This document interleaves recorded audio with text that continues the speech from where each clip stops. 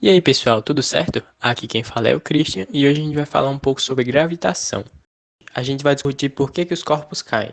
E se os corpos caem, por que o Cleito que está na lateral da Terra não cai? E a Lua, por que ela não cai em cima do Cleiton, mas sim fica girando em torno da Terra o tempo todo?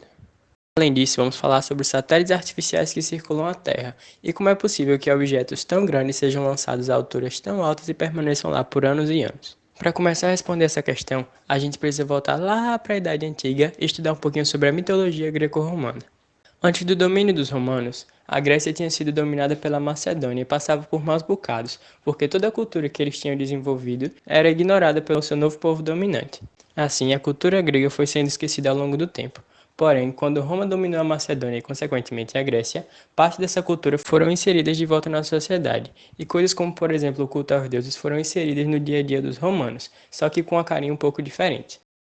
Zeus, que era o líder dos deuses e senhor dos trovões e das tempestades, passava a se chamar Júpiter na cultura romana. E o mesmo foi acontecendo com os demais deuses gregos. O Hermes, que era o deus mensageiro e funcionava como uma espécie de Sedex das antigas, passava a se chamar Mercúrio na cultura romana.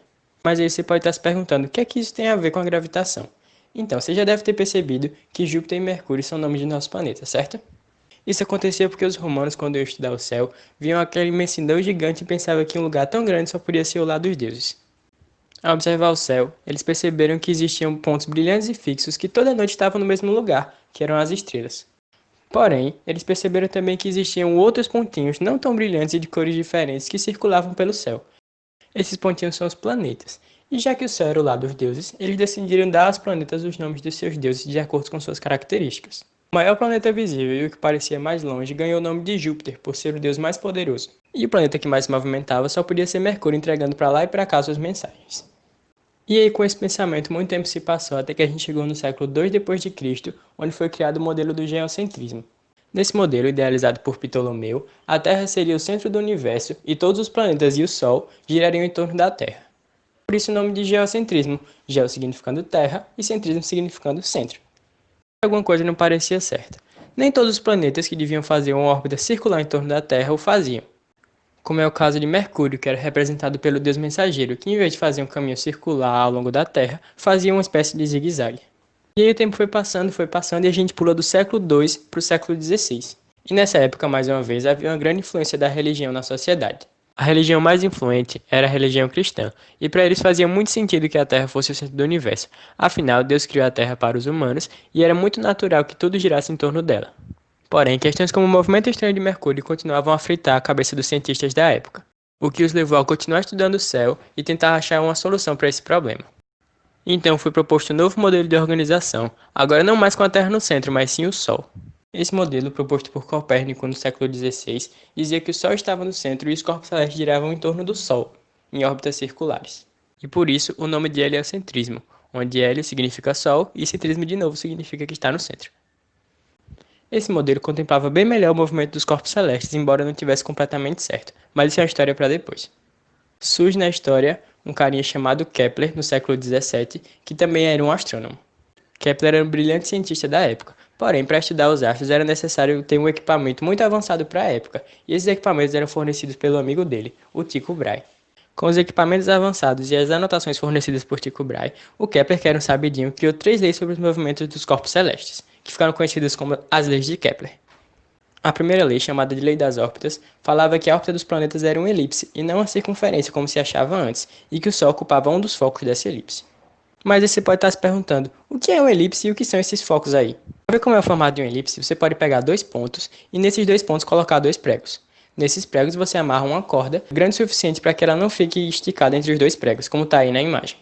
Feito isso, você coloca um lápis esticando a corda do jeito que está aí sobre um papel e vai circulando os pregos levando a corda junto, fazendo esse movimento aí. Se você fez direitinho, deve ter desenhado um formato meio de bola oval que a gente chama de elipse, e os pontos que você usou para colocar os pregos são chamados de focos da elipse. Lembra que eu falei que a primeira proposta de modelo heliocêntrico não contemplava completamente o movimento dos astros? Isso acontecia porque achavam que o movimento era circular quando na verdade era uma elipse. Sendo um movimento elíptico, tudo fazia mais sentido, e o modelo heliocêntrico foi então ajustado, agora com as órbitas sendo elípticas. Nessa órbita elíptica, 2 pontos ganharam um nome especial. O primeiro é o ponto mais perto do Sol, que foi chamado de perihélio. Esse nome, embora pareça um pouco complicado, não é tão difícil assim de lembrar, porque hélio também é o nome do Sol, e esse prefixo per dá uma ideia de perto. Então, periélio quer dizer que ele está perto do hélio, perto do Sol. E se o ponto mais perto ganhou destaque, o ponto mais longe também ganha, sendo chamado de afélio. E esse nome também é fácil de lembrar, porque se ele está longe do hélio, ele está afastado do hélio. Então a gente pode pegar esse começo do afastado e juntar com hélio e formar afélio. Agora vamos fazer um experimento diferente. Vamos colocar os pontos do foco agora um mais perto do outro e colocar os pregos e a cordinha de novo. Quando a gente for fazer um movimento circular com o lápis, a gente vai ver que o desenho formado vai ser bem parecido com uma circunferência, só que um pouquinho mais achatada. Essa forma não deixa de ser uma elipse, porque afinal ela foi desenhada da mesma forma e essa é a regra para que você crie uma elipse. Só que ela está bem parecida com a circunferência, não é mesmo? Porque a circunferência nada mais é do que uma elipse com os dois focos no mesmo ponto. O que acontece é que a órbita da Terra em torno do Sol é bem parecida com esse desenho que está aí na tela, uma elipse com os focos bem próximos, dando a ideia de que é uma circunferência. E aí você pode estar se perguntando como é que o Kepler descobriu tudo isso? Ele consegue provar alguma dessas coisas? E aí o Kepler dá aquela resposta que você dá quando sabe a resposta na prova, mas não sabe justificar por quê. Ele sabia que isso acontecia porque ele observava os astros com os equipamentos que o Tycho Brahe deu, mas ele não sabia justificar o porquê que essas coisas aconteciam, ele só sabia que era assim. Então, religioso que era, ele dizia que as coisas eram assim porque Deus quis. E isso é tudo para a primeira lei de Kepler, que, como eu já disse, ao caracterizar o movimento dos corpos celestes como elíptico, consertava o modelo heliocêntrico e deixava todos os movimentos fazendo mais sentido. E agora a gente vai para a segunda lei de Kepler, que é chamada de lei das áreas, e essa tem um enunciado um pouco mais complicado. Ela dizia que a linha imaginária que liga o Sol aos planetas que o orbitam percorre áreas iguais em tempos iguais. E aí parece um pouco confuso, né? Mas a gente vai fazer um esqueminha aqui para ver se facilita. Imagine um planeta qualquer girando em torno do Sol. Em determinado momento ele está na posição 1 e eu posso ligar esse planeta ao Sol através de uma reta, como está aí na imagem. E aí, passando um determinado tempo, que eu vou chamar de ΔT1, ele vai do ponto 1 para o ponto 2. E eu posso ligar esse ponto 2 ao Sol da mesma forma, com essa mesma retinha aí. Você pode ver que a área formada é bem parecida com uma fatia de pizza bem mal cortada, né? É essa área aí que ele quer se referir na enunciada. E aí imagine o mesmo procedimento, só que muito tempo depois, quando o planeta já está na posição 3 e eu ligo ela ao Sol. E aí o tempo vai passando e o planeta continua girando em torno do Sol, de forma que em algum momento ele chega na posição 4, e eu vou ligar de novo a posição 4 ao Sol. E agora de novo, a área formada foi parecida com a fatia de pizza mal cortada, só que essa aí é mais gordinha, né? E o tempo que ele levou para ir do ponto 3 ao ponto 4, eu vou chamar de ΔT2. O que Kepler quer dizer é que se a área da fatia mais magrinha for igual à área da fatia mais gordinha, o ΔT1 e o ΔT2 são iguais. Ou seja, o tempo que o planeta demora para varrer a área 1 é igual ao tempo que o planeta demora para varrer a área 2. E aí, deixando em termos matemáticos, a gente tem que se A1 é igual a A2, então ΔT1 é igual a ΔT2 pela lei das áreas. Tá, mas e daí? O que é que isso significa? Vamos marcar aqui de azul o percurso que o planeta faz indo de 1 até 2. Agora vamos marcar de vermelho o percurso que o planeta faz de 3 até 4. A lei de Kepler diz que o planeta demorou o mesmo tempo indo de 1 até 2 e indo de 3 até 4.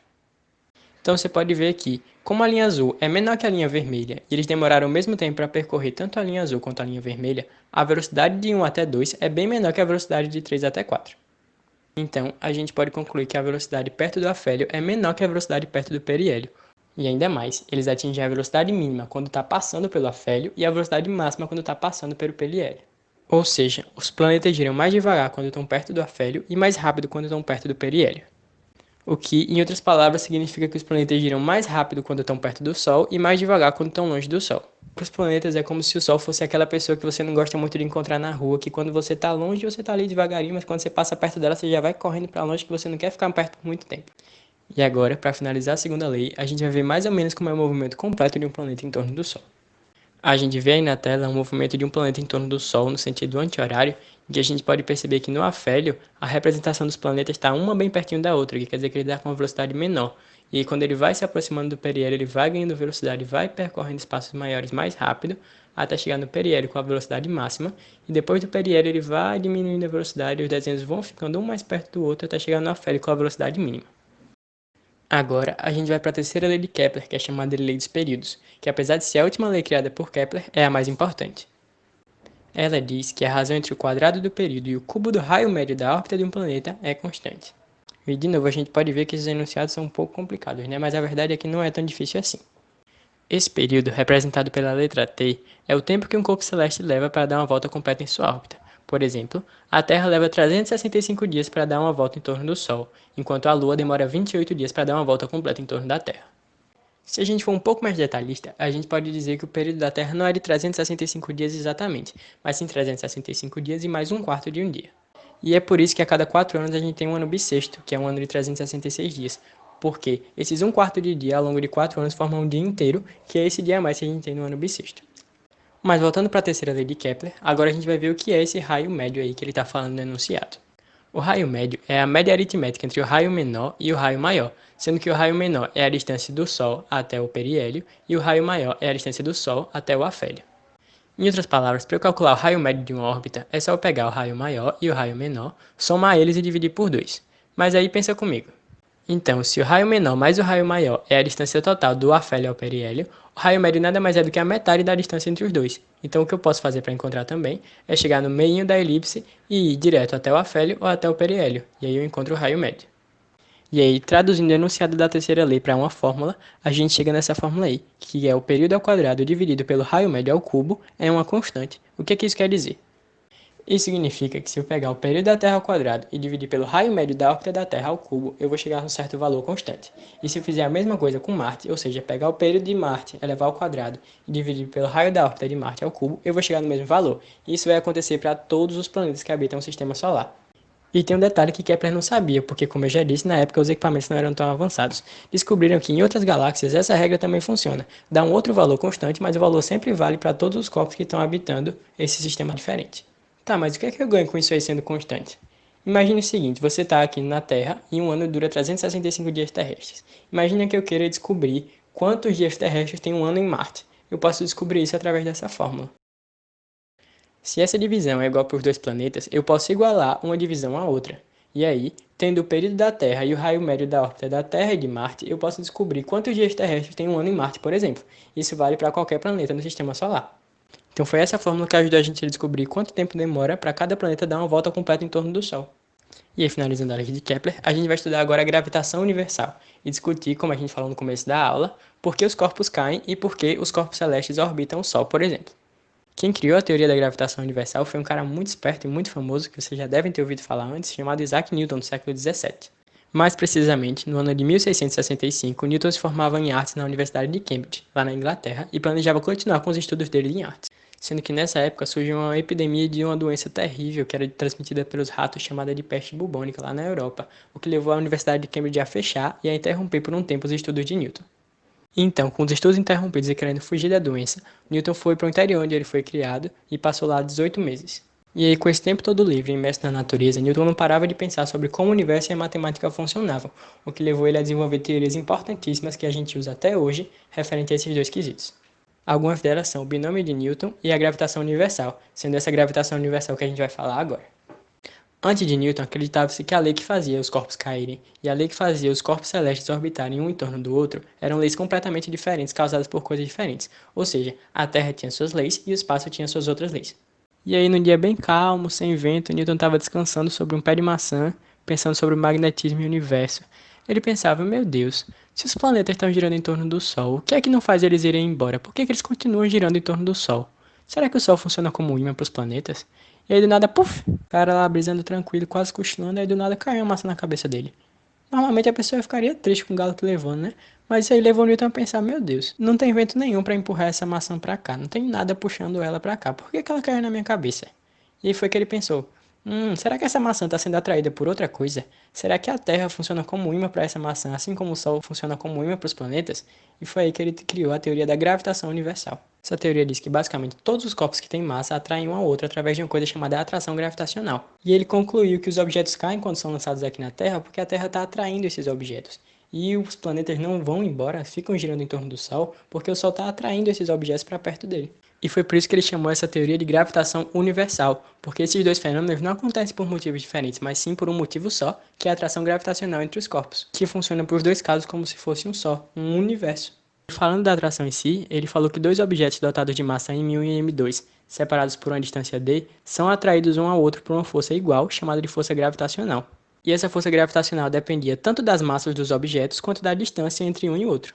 E aí a força gravitacional que é responsável por essa atração é dada por essa fórmula aí, G vezes m1 vezes m2 dividido por d ao quadrado, o que significa que quanto maior a massa dos corpos, maior a atração, e quanto maior a distância entre os dois, menor a atração. Lembrando que essa distância aí é a distância do centro de um corpo até o centro do outro, não é da borda não, tá? Cuidado. E esse G aí é uma constante chamada de constante de gravitação universal, e o valor dela é 6,67 vezes 10 a menos 11, o que é um valor muito pequenininho, Newton por metro quadrado dividido por quilograma ao quadrado. E aí você pode estar se perguntando, tá, mas se o corpo se atrai, por que quando eu deixo duas tampas de caneta juntas, elas não se aproximam uma da outra? Então, o que acontece é que esse Gzinho aí que está multiplicando na fórmula tem um valor muito pequenininho, de 10 a menos 11, o que é muito pequeno mesmo. Então, para eu ter uma força de atração que seja relevante, eu tenho que ter uma massa bem grande, como por exemplo a massa da Terra, que atrai a tampa da caneta, por exemplo. Mas como eu tenho duas massas pequenas, esse G aí vai ser uma influência muito grande, vai diminuir muito o valor da atração, e aí os dois não vão se aproximar. E aí a gente sabendo que a Terra tem uma massa grande o suficiente para formar atrações relevantes, a gente diz que a Terra tem um campo gravitacional em torno dela, que puxa todos os objetos para o seu centro. Então, se eu colocar dois objetos dentro desse campo gravitacional da Terra com a mesma massa, sendo que um mais perto e outro mais longe, ambos vão ser atraídos pelo campo gravitacional da Terra, sendo que o corpo que está mais perto vai ser atraído com mais intensidade, porque a distância entre o corpo e o centro da Terra é menor do que a distância do outro objeto que está mais longe. E essa atração vai aumentando conforme você vai chegando perto da Terra, chegando no valor máximo quando você chega na superfície da Terra. Então, a gente sabendo disso e conhecendo a fórmula, a gente pode calcular, por exemplo, qual é a gravidade na superfície da Terra, que é a gravidade máxima que a Terra exerce. A gente acabou de ver que a intensidade da força gravitacional é dada por G vezes a massa da Terra vezes a massa do objeto dividido pela distância entre os dois, que no caso, como ele está na superfície, seria o raio da Terra, certo? Sendo que a gente já estudou também que essa força de atração que a Terra exerce sobre os corpos que estão na superfície dela pode ser chamada de força-peso, não é? Que é dada por massa vezes gravidade. Então, se os dois são a mesma coisa, eu posso igualar os dois. E aí eu fico com isso aí. Como eu tenho a massa do corpo nos dois lados do numerador da igualdade, eu posso cortar os dois e finalmente eu posso dizer que a gravidade é dada pelo Gzão multiplicado pela massa da Terra dividido pelo raio da Terra ao quadrado.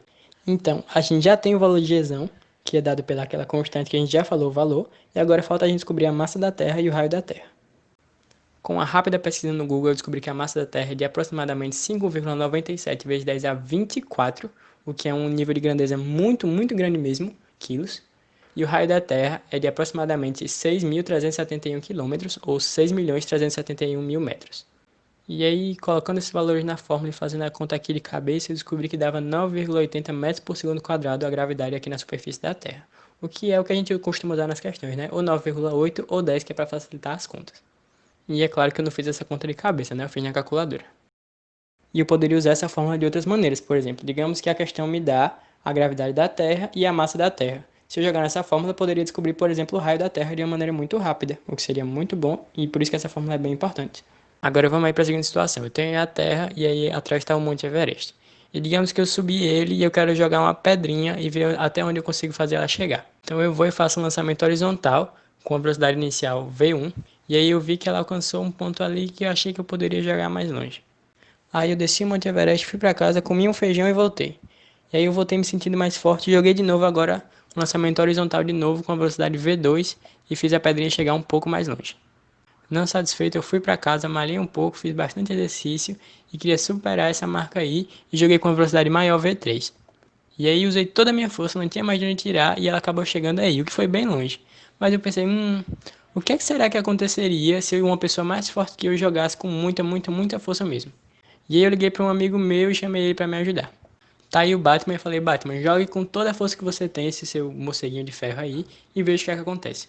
Aí foi lá o Batman e jogou o morceguinho com a velocidade VB. E aí foi lá o Batman todo preparado, jogou o morceguinho e em vez de o morceguinho cair, ele começou a orbitar a Terra. E a gente começou a se perguntar por que isso acontece. E aí, se a gente for olhar para esse morceguinho de baixo, a gente pode ver que ele continua com a velocidade VB dele, e essa velocidade está com a direção querendo sair pela tangente, querendo ir embora da Terra. Sendo que, do mesmo jeito que aconteceu quando eu joguei os objetos e eles caíram, tem uma força que está puxando esse morceguinho de ferro para o centro da Terra, que no caso seria a força gravitacional. O que acontece nessa situação é que eu tenho um VB, uma velocidade bem grande, que está querendo fazer o objeto sair da Terra, e eu tenho força gravitacional que está puxando ele para o centro da Terra. E aí esse objeto vai caindo para sempre, mas essa queda dele é um formato circular, um formato de órbita. E no final das contas esse morceguinho vai rodar e vai voltar para o Batman fazendo esse giro aí completo na Terra. E é assim que acontece quando um corpo orbita o outro. Eles têm uma velocidade bem grande de movimento e querem ir embora. sendo que a força gravitacional está puxando eles para perto, mas não perto o suficiente para fazer eles caírem, mas só o suficiente para fazer a direção deles mudar e eles continuarem circulando. E aí você pode se perguntar qual é a velocidade que o Batman tem que jogar para fazer esse corpo aí orbitar. E aí a gente vai ter que relembrar outro assunto de novo que a gente já estudou, que é o movimento circular uniforme, certo? Que a gente tem essa força aí que está apontando para o centro da Terra, funcionando como uma força centrípeta. E a fórmula dessa força centrípeta é mv ao quadrado dividido pela distância da órbita, nesse caso, certo? Sendo que essa força centrípeta também é a força gravitacional. Então eu posso igualar a fórmula da força centrípeta com a força gravitacional, cortar a massa do corpo que está no numerador das duas igualdades e cortar o quadrado do raio da órbita com o que está no denominador do outro lado. E arrumando tudo bonitinho, eu chego que a velocidade de órbita é raiz de gzão, que é a constante de gravitação universal, multiplicado pela massa da Terra dividido pelo raio da órbita. E aí, para a situação do Batman, ele precisaria estar bem preparado porque ele precisaria de singelos 29.000 km/h para lançar esse objeto em lançamento horizontal para fazer ele orbitar e voltar para ele do outro lado, o que é um valor bem grande, né? E aí é bom ressaltar que quanto mais longe essa órbita, quanto mais longa ela é, mais fácil é fazer um corpo orbitar, certo?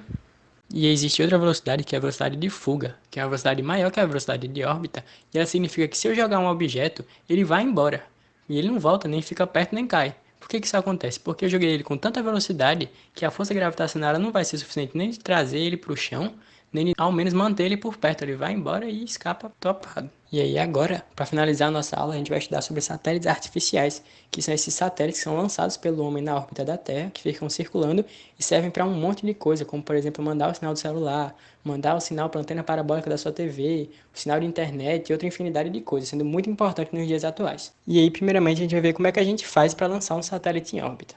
Lembra que eu falei que quanto maior o raio da órbita, mais fácil é fazer um corpo orbitar, ou seja, menor é a velocidade de lançamento que eu preciso para fazer ele ficar orbitando? Então o que acontece é que o foguete pega o satélite, vai para uma altura bem grande mesmo. Quando ele chega nessa altura ideal, ele lança o satélite com uma velocidade de órbita, com uma velocidade bem grande ainda, e aí o objeto começa a orbitar o nosso planeta. E aí, existe um tipo especial de satélite que é muito importante, que a gente vai falar agora nesse desenho 2D. Imagina que você está olhando a Terra de cima, certo? Tem uma pessoa aí na linha do Equador, às 10 horas, e aí o tempo vai passando, a pessoa vai girando junto com a Terra, e às 13 horas a posição da pessoa é essa aí. E aí, sendo que, como o satélite está orbitando também no mesmo sentido da Terra, quando a pessoa olhar para cima às 13 horas, o satélite vai estar ainda em cima da cabeça da pessoa, como se ele tivesse parado, estacionado o tempo todo. Esse tipo de satélite é chamado de satélite geoestacionário. Por quê? Porque em relação à Terra ele está realmente estacionado. Significa que essa pessoa aí, se estiver nessa posição o tempo todo, não importa quanto tempo passe, esse satélite vai estar em cima da cabeça dele estacionado. E para que isso aconteça, o satélite tem que acompanhar o ritmo de giro da Terra. Ou seja, o satélite e a Terra tem que ter a mesma velocidade angular. Isso é muito importante caso caia uma questão teórica no seu Enem. E por que esse tipo de satélite é tão importante? Eu falei que ele serve para, por exemplo, sinal de TV, né? Então imagine que eu estou aqui em Maceió querendo ajustar minha parabólica e para assistir TV eu preciso virar minha parabólica para o satélite, certo? E aí se eu ajustar uma vez vai estar certo para sempre. Por quê? Porque conforme a Terra vai girando, o satélite vai acompanhando o giro e a antena vai estar sempre apontada para o satélite. Agora imagine que tem um outro satélite girando num sentido diferente do sentido da Terra e tem uma pessoa nos Estados Unidos que em determinado momento colocou sua antena parabólica e colocou virada para esse satélite. Com o passar do tempo, o satélite vai continuar orbitando indo para um lado e a Terra vai continuar girando indo para o outro lado. Então, com o passar do tempo, os dois vão se desalinhar e a antena vai parar de receber o sinal desse satélite. E aí vai ficar sem TV o cara, né? E é por essa conveniência que é importante que esse tipo de satélite seja geoestacionário, porque aí eu só preciso posicionar minhas antenas uma vez e aí eu não preciso ficar mudando conforme a Terra vai girando e o satélite vai indo para o outro lado, certo? E é isso, pessoal, ela vai ficando por aqui. Foi um conteúdo bastante vasto, né? Espero que vocês tenham entendido. Se vocês tiverem ficado com alguma dúvida ou precisarem de explicação diferente, é só vocês entrarem em contato com os professores do PAESP de Física no WhatsApp e a gente pode responder as dúvidas de vocês, tá certo? Até a próxima e tchau!